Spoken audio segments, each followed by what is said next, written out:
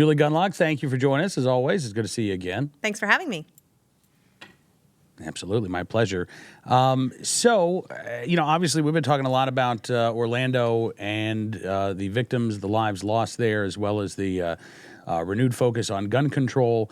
But the nanny state proceeds elsewhere as well, even though we might not be paying as much attention to it, right? Right. You've got a piece, and this is interesting, at National Review, on the low salt regulations and how this is bad science, but it's also bad government. I think it's interesting. We've had a couple of stories over the past few days of how just because the government says something and even spends hundreds of millions of dollars trying to prove that what they say is correct, they're often wrong. Yes, and especially when it comes to food regulations and food guidance, dietary guidance. Let's not forget that earlier this year, the federal government came out and said, oops, we were wrong for decades about eliminating saturated fat from your diet.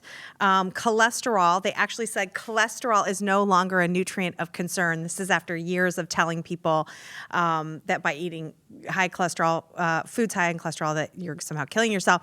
Now it's no longer a concern. Oh, sorry about that, people. So the government has been wrong on dietary issues for decades, and yet the food nannies applaud the FDA for now coming down with new regulations on how much salt food manufacturers put in processed foods. These are voluntary guidelines, but as I said in my National Review piece, if you think that when a powerful federal agency issues voluntary guidelines, if that actually means they're voluntary, you're crazy. When powerful federal agencies tell an industry they need to do something, which that's exactly what they've done. They've said, you need to cut the salt in these products. There's nothing voluntary about that. So the food industry will comply with this, and things will start to taste differently. And, I talk in this piece about how the medical research out there does not, it's really kind of up in the air, the connection between cardiovascular disease and salt intake. There's a lot of questions out there. And before those questions are answered, the FDA is moving forward with these regulations. So it's not only bad policy. Look, it's not going to make anyone healthier by making food blander. It's actually quite dangerous. And lastly, I'll say this. What the most galling part of this is it suggests that the food industry isn't already providing consumers with low and no salt items. I mean, we both know this. You go to the grocery store, it's not a problem finding no salt soup or chips that are, snacks that are low in salt. These products are already out there. Well, but this is why the nudge, I think, inevitably, if we don't get nudged in the direction that we're being nudged, then eventually the nudge becomes a push and a shove. And, finally, it becomes not just a suggestion, but it becomes a mandate. That's right. And that's just how the nanny state works. We've seen this, and I think we're seeing this play out right now. You and I have talked about this choice architecture and nudge theory. And the bottom line is if people continue to make choices that the government doesn't agree with, they will simply take those choices away. And that's, that's why, and I've said this a million times on this show, freedom is really annoying to these people. Because if you give people choice, and that's what the food industry has done, it produces things with lots of salt and it produces things with lower salt content and no salt, okay? And so consumers have a choice. They can go and make the decision that's best for their own diets. But the food nannies don't like that. They don't like that there are choices out there because, according to them, if you have those choices, you might actually make the wrong choice. And so, again, the goal is to take away people's choices, and that's what we're seeing here now. They are going to insist that all food manufacturers lower the salt in all foods. And so, again, we simply just won't have that. They've taken away that choice from us. They've taken away, it's an astonishing affront. To me, I've never seen anything like this. The federal government is essentially telling food manufacturers, you have time-tested consumer favorites, and now you have to tinker with them? I mean, that's amazing to me. And they are going to feel, food manufacturers are going to feel this pressure. They are under a great deal of pressure to comply with these voluntary guidelines. So it really is. I mean, it's, again, taking those choices away. So I think they were even told a couple of years ago, I think it was Tom Vilsack, the ag secretary, who was meeting with these food manufacturers and said, yeah, things are going to taste a little bit more bland, You'll but get people used to will it. get used to it. I mean, this is what they're telling, right, people will get used to it and eventually will start buying. Imagine if new Coke was like mandated by the government, right? You have to have new Coke. Now, on the flip side of this coin, you say that they actually are opposed to choice. The issue of food deserts. Now, this is Yes. interesting because, right, supposedly a lack of choice in primarily low-income neighborhoods was leading to food deserts where fresh fruit and vegetables were not available for miles and miles. And so instead, people are buying their food from convenience stores where it's all, it's awful and it's unhealthy.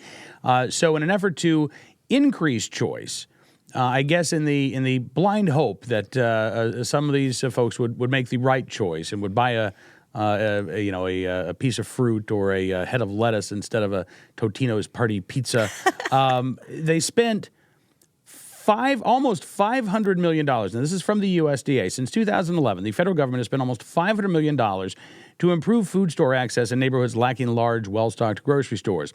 State and local governments have also launched programs to attract supermarkets or improve existing stores in underserved areas.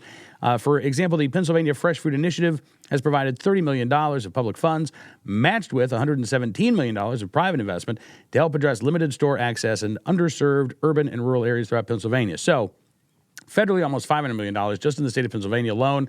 You've had almost $150 million spent.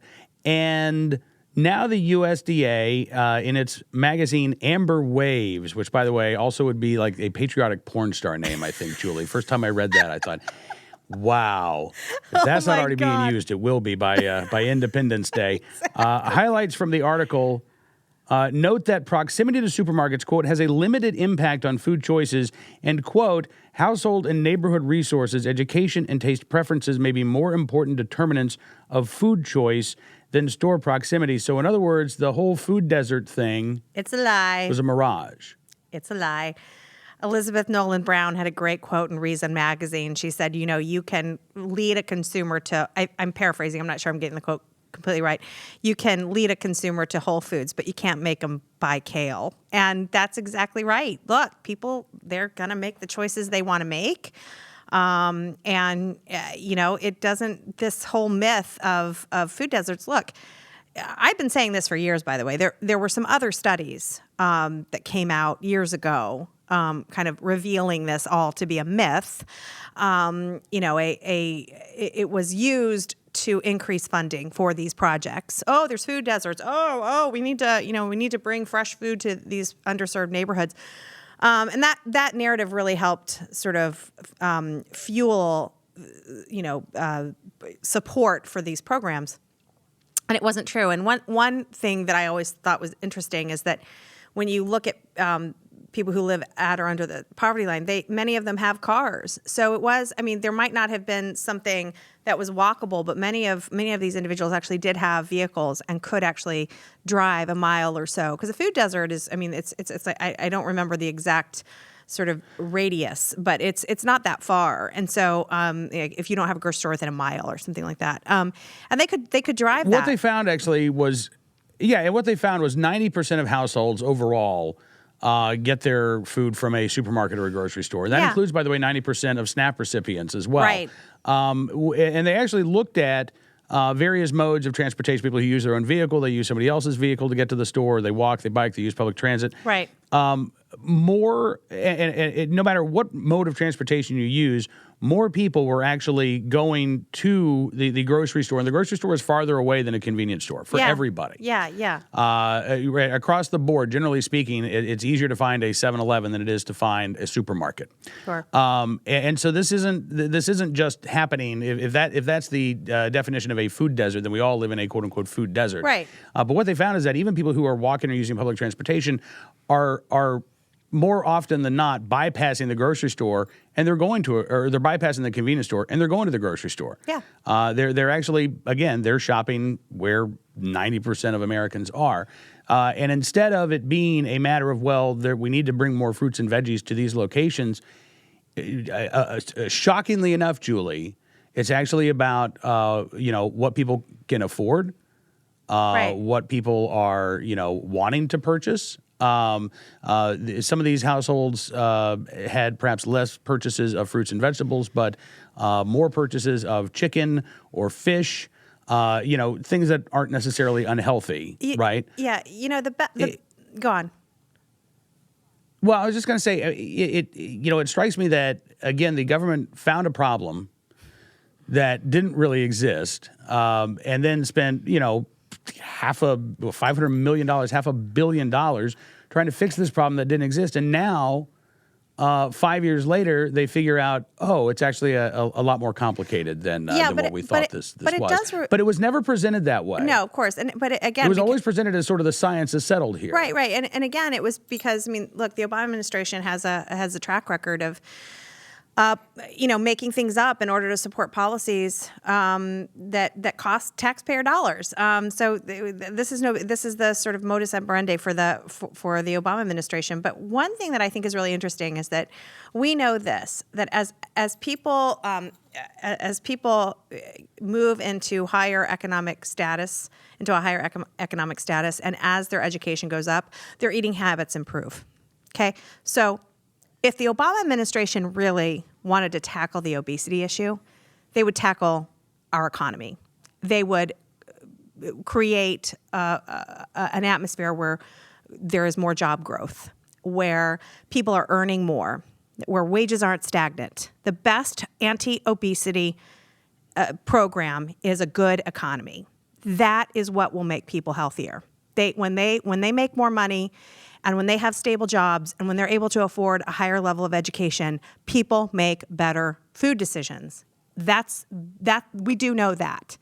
And instead, the Obama administration has been pursuing bans and taxes and more government nannying and more executive power over our food choices. That won't work. If Obama, these 8 years, and his wife had focused more on job creation, obesity would have gone down in this country. But it has actually inched up in the last couple of years, and I think that is because of all of the economic problems that people are facing. So again, I'm glad that finally someone is admitting this whole food desert thing is a myth. Again, there have been other studies that have come out to say that it is a myth, but it's very good that the agency, after spending $500 million or what, $500 million? I think it was $500 million on this non-problem. Yeah. So that's fantastic. Can I get my refund? I mean, this is it's pretty frustrating. No, but you do get a coupon, I believe, for 10% off your next purchase of ice cream. So there you go. Ice cream. All right. No low-fat ice cream. Yeah, exactly. Right. Julie, listen, thank you so much for coming on the program. It's always good talking with you. Hope we can do this again next week. Thanks for having me. Julie Gunlock with the Independent Women's Forum here on NRA News, Cam & Company.